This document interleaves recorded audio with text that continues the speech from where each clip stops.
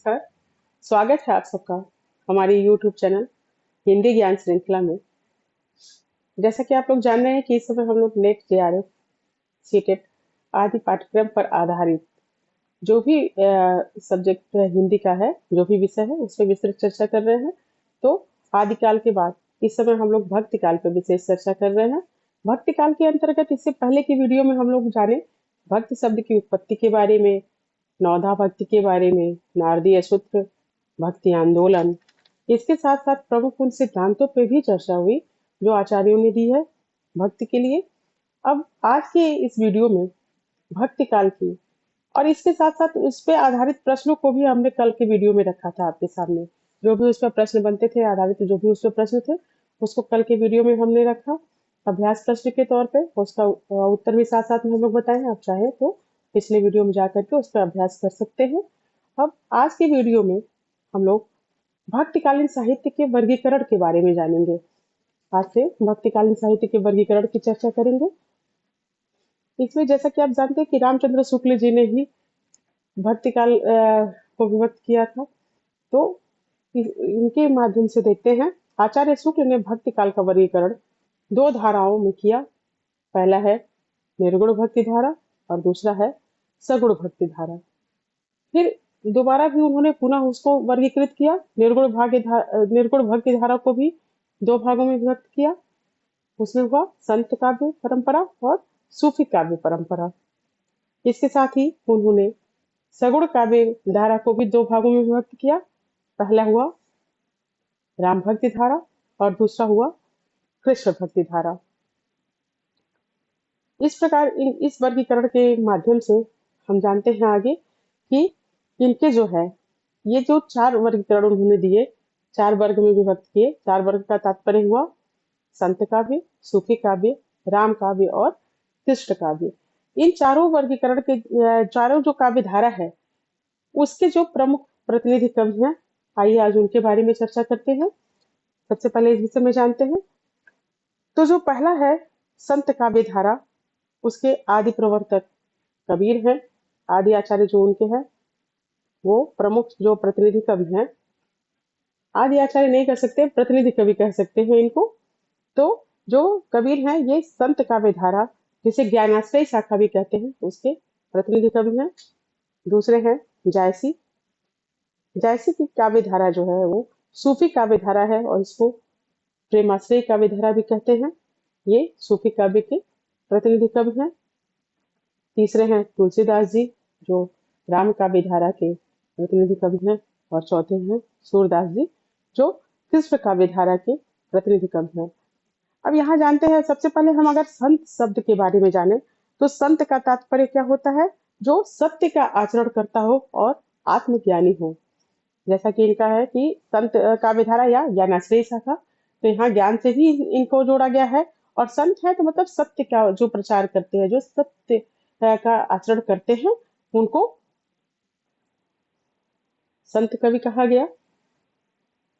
संत कवियों की अगर एक और विशेषता जाने तो ये जो है वो ज्ञान के माध्यम से दूसरे लोगों को ज्ञान दे करके क्या ज्ञान देते थे? वो निर्गुण ब्रह्म का ज्ञान देते थे। मेन तो था कि इनका जो है वो निर्गुण ब्रह्म, निर्गुण निराकार ब्रह्म की उपासना करते थे।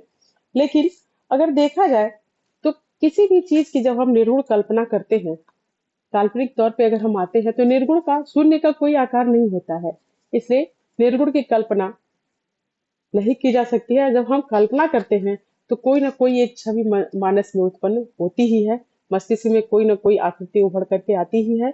इसीलिए जब हम लोग ये कबीरदास जी को विस्तृत रूप में पढ़ेंगे तो पाएंगे कि इनके जो आराध्य थे, जो ब्रह्म, जिस ब्रह्म की प्राप्ति के लिए ये आराधना करते थे, उसको वो राम के नाम से भी पुकारते थे। जैसा कि उन्होंने लिखा है, निर्गुण राम निर्गुण राम निर्गुण राम जपहुरे भाई।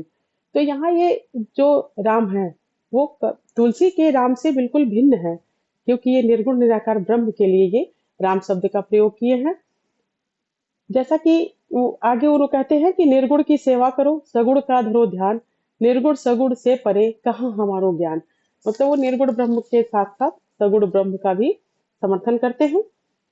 आगे देखते हैं, जायसी कवि हैं। अच्छा हाँ, यहाँ एक चीज और हम बताना चाहेंगे कबीर के माध्यम में, जो ज्ञानेश्वरी शाखा है उसके बारे में, कि जो ये संत कवि थे, उनके जो ब्रह्म का स्वरूप था वो पुरुष रूप में था, और वो अपने आप को ईश्वर के रूप में, क्योंकि बहुत सारे ऐसे पद मिलते हैं जिसमें दाम्पत्य भाव के माध्यम से ये लोग अपने भक्ति को प्रस्तुत किए हैं। तो वहाँ ये देखने को मिलता है कि ये ब्रह्म को जो है वो पुरुष के रूप में मानते हैं और अपने आप को ईश्वर के रूप में मानते हैं। जैसे अगर कबीर की ही चर्चा करें तो कहते हैं कि दुल्हन गावो मंगल चाक, हम घर आए राजा राम भरतार। तो इसमें देखिए उन लोग ब्रह्म का जो स्वरूप है वो दूल्हे के रूप में अर्थात पुरुष के रूप में प्रस्तुत किए हैं ब्रह्म को।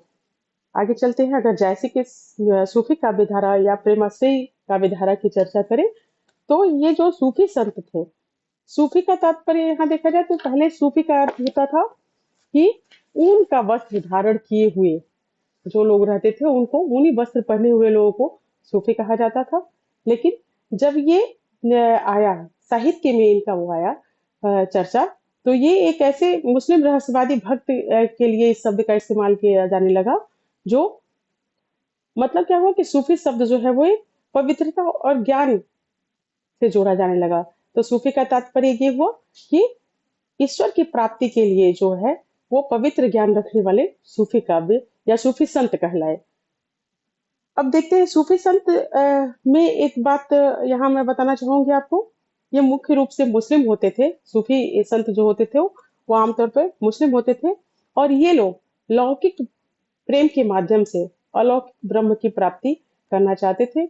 और जैसा कि हमने बताया कि जो संत कवि थे वो अपने ब्रह्म को पुरुष के रूप में प्रस्तुत करते थे, लेकिन जो सूफी कवि थे वो अपने ब्रह्म को स्त्री के रूप में प्रस्तुत करते थे। आगे जा करके जब जायसी के पद्मावत की चर्चा हम लोग विस्तृत रूप में करेंगे तो उसमें पाएंगे कि जो वो उसमें ये दिया गया है। देखिए अगर देखा जाए तो पद्मावत की पूरी कथा सब लोग कहते हैं कि एक प्रतीकात्मक रूप में ही है। तो वहां जो पद्मावती है वो ब्रह्म के रूप में, ब्रह्म के प्रतीक के रूप में है, और जो रत्नसेन है, राजा रत्नसेन जो थे, वो जीव के रूप में प्रस्तुत किए गए हैं वहां पे। तो पद्मावती चूंकि स्त्री थी तो सूफी काव्य धारा में स्त्री रूप में ब्रह्म को प्रस्तुत किया गया है। आगे जा करके देखते हैं, अगले हैं तुलसीदास जी। इन्होंने राम काव्य पर चर्चा की विस्तृत रूप से। राम काव्य के प्रतिनिधि कवि हैं, विस्तृत रूप से इनकी चर्चा आगे करेंगे। और सूरदास जी जो है वो कृष्ण भक्ति धारा के प्रमुख कवि हैं। तो आज की वीडियो में बस हम इतना ही देखेंगे। कल के वीडियो में संत शब्द की उत्पत्ति से लेकर के और कबीर दास जी के बारे में, जो चूंकि प्रतिनिधि कवि हैं, और जो और संत कवि हैं उनकी भी चर्चा करेंगे, और कबीर पे विस्तृत चर्चा करेंगे। आज के लिए बस इतना ही। अगर हमारा वीडियो आपको अच्छा लगे तो इसको, चैनल को सब्सक्राइब कीजिए, लाइक कीजिए और शेयर कीजिए और आगे बढ़ाइए। धन्यवाद।